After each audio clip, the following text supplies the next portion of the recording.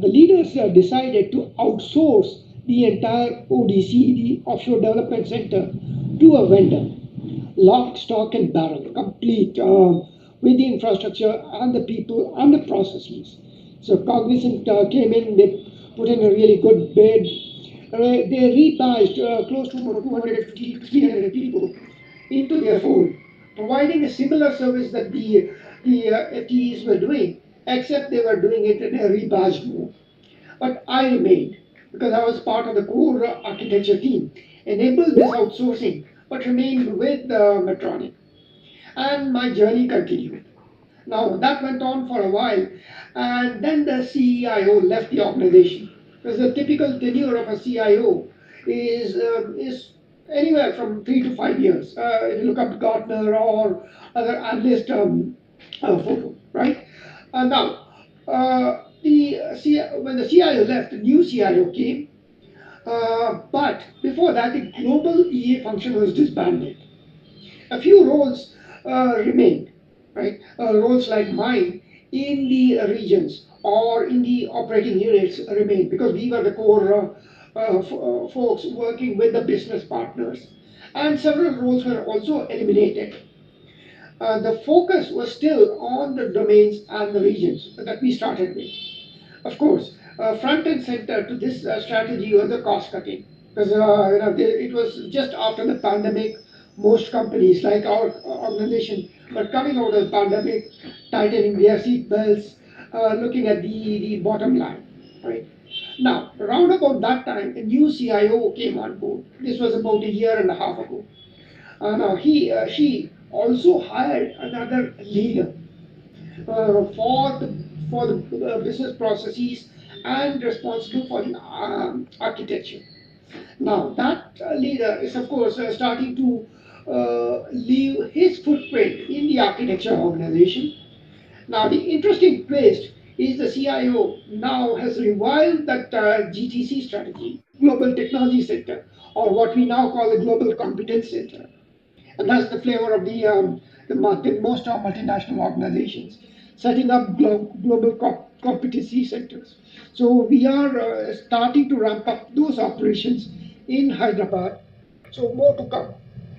Now, the reason I was reflecting on this is this kind of directly plays into my role because my role has been shifting with the waves of changes. And this is what I've been reflecting on. And I'm going to be looking to see if there are any questions along the way. Otherwise, towards the end, we'll address the Q&A. I don't see any in the chat, so I'll just continue.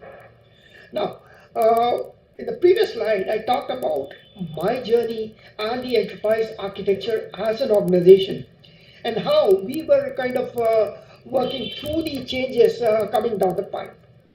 Of course, while all those changes are happening and those are internal to IT and to the organization, the business continues to digitize.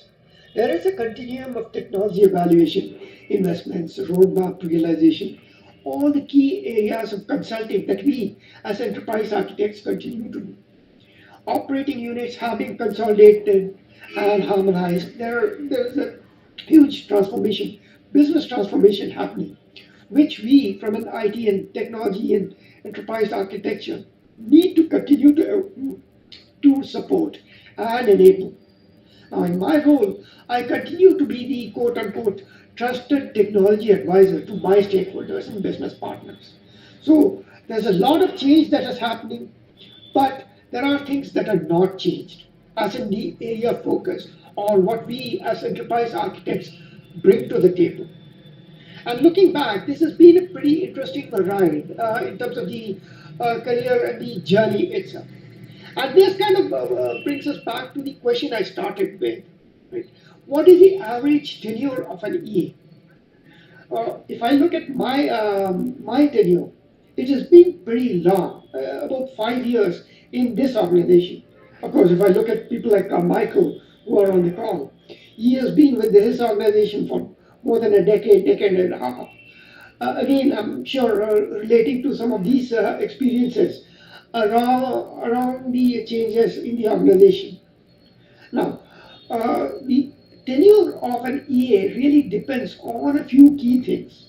Because every new functional leader, every new CXO or CIO will want to leave their footprint in the organization. There are certain ways the organizational dynamics play out. The organization structure changes and will change for the good. Change will be for the good, but not everyone can take the same change in their stride. So some EAs, even in my organization, have decided to seize transformations and take on other internal roles, maybe as an IT director or in the functional side or in a few other roles. And some, of course, cannot take that change and they still want their focus that they started with. Because when you get hired into an organization, you get hired for a certain role, or for a certain focus. And when that changes, you decide whether you want to continue your domain focus or your technology focus or your focus, or you just want to write the change out. So some might move to other organizations looking for roles that align with their personal aspirations. And a few will continue in a longer tenure focused on their work-life balance. And this last point hits home for me. Looking back, the 5 years, the pandemic came. We were all locked out, working from home, not traveling as much, but still contributing to the organization. And for me, it was an excellent opportunity to also reflect on the work-life balance and what this job really meant to me. Because if you see in this conversation, I'm trying to bring the two dimensions. One is the role that we play as enterprise architects, which is an inside out thinking, looking at our stakeholders, our functional leaders, others, and how we present ourselves and contribute to the success of the organization. The other comes back to what's in it for me as a person, as an enterprise architect. Am I learning? Am I growing? What can I contribute? And what can I take away from this career journey? So that's kind of where it comes down to. Now, if going back to the question, what is the average tenure of an EA? If you look at the industry, there's absolutely no benchmark around this. It really depends. It really comes down to your career journey, your life, and where you see yourself in the organization and the transformations. Because as we were seeing earlier, what I saw at Medtronic in the past 5 years is not unique. Every organization, every organization, large, small, mid-size, is going to react to business changes, is going to have leadership changes, is going to have organizational changes. Now, how you take that, how you ride it out, and how you make sure you contribute to those changes, enable those changes, while also growing in your life and your career is the key to success. So at this point, I'll pause now because this is kind of the key message that I wanted to leave with, reflecting on my journey, on the 5+ years in this organization, on on this journey that I started with. Questions, comments.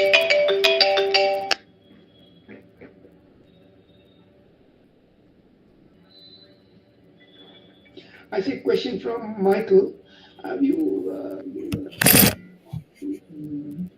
Share.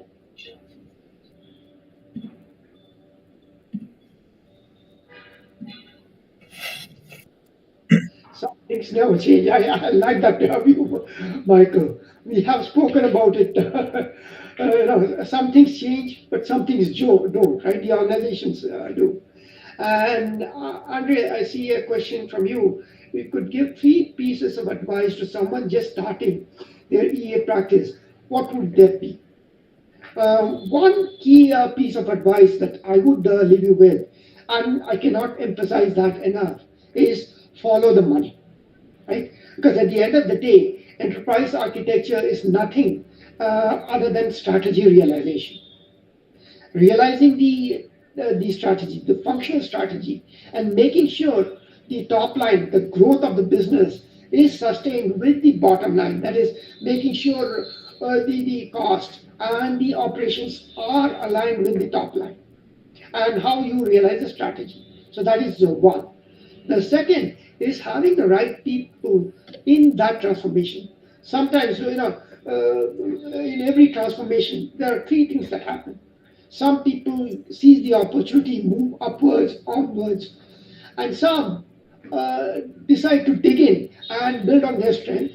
And the third is the people who decide that change or that latest round of change is not for them, and they decide to walk out. So make sure you have the right people along with you in the journey. So that is the second. And the third is focus on your personal and professional to make sure you understand the strategy and you're able to contribute to the strategy in an ongoing continue. So those would be the three key inputs I would give to someone just starting their EA practice. Because when you start your practice, you start with the best of the intentions. You bring in the right people. You set the right processes in motion and continue. But once you start engaging with the stakeholders, you realize the stakeholders and their journey is not going to be static. They are in an ongoing transformation because at the end of the day, their environment, the business environment that they are operating in, will continue to change. There's a lot more digitization happening. There's AI, ML, a lot more technology that's driving the businesses. And the newer tools and the newer technologies will continue to play a role. And we as enterprise architects need to be able to steer them in that journey, which means every time there's a change, there's a transformation, your EA practice needs to be able to adapt to those changes. So that's kind of the three key points. And if it made sense, give me a thumbs up or just add your comments. Wonderful. It was a very, very thorough response there, Mohan. So I'm sure we'll get the thumbs up. I have a question as well, actually. So you've talked about the last 5 years in terms of your tenure at Medtronic. Where do you see things going over the 5 years going forwards? How do you see things evolving, things changing? Things kind of went full circle in the last 5 years. Do you see that type of thing happening again, or do you see things just progressing in another way? Interested to get your thoughts on that. Absolutely. Excellent question, Philip. And if I take a top-down view, right, we as an organization, Medtronic, is like a huge, say, ship that's kind of set out a certain course. Now, we know we have the tailwinds behind us, as with any other organization. You're moving or sailing in a certain direction, but nobody can predict the weather. Nobody can predict the headwinds or the weather, say, a year, 2 years down the road. And you are going to face those headwinds. And when you do, how adaptable you are and how agile you are in adapting to those changes is what is going to determine your success as an individual, as an organization. And I do see another question coming. Right? Yeah, this is more of a comment. It's a nice comment from Charlie, just saying, not a question on my side, and I just wanted to say thank you so much for presenting to us, Mohan. I learned a lot of knowledge from you. Wanted to appreciate in particular that you're doing a great job at speaking, which letting me easy to follow. Good show. So thank you. A big round of applause from Charlie there for you. There is one more question from Mohammed. Why the tenure of CEO is less than 5 years, while transformation usually will take about 5 years to see the difference? I think that's an excellent question. Right? Again, this will require a bit of speculation and reading the tea leaves.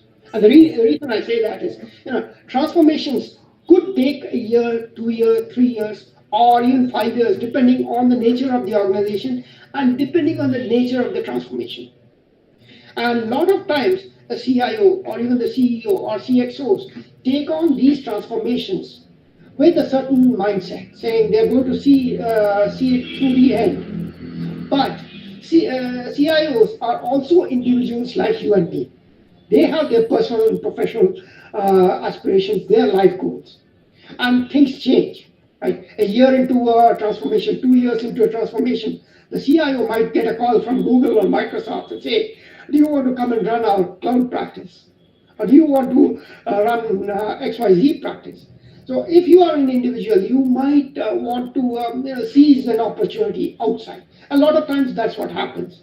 CIOs and CEOs are excellent people, people with that excellent business and functional acumen, and they are in demand.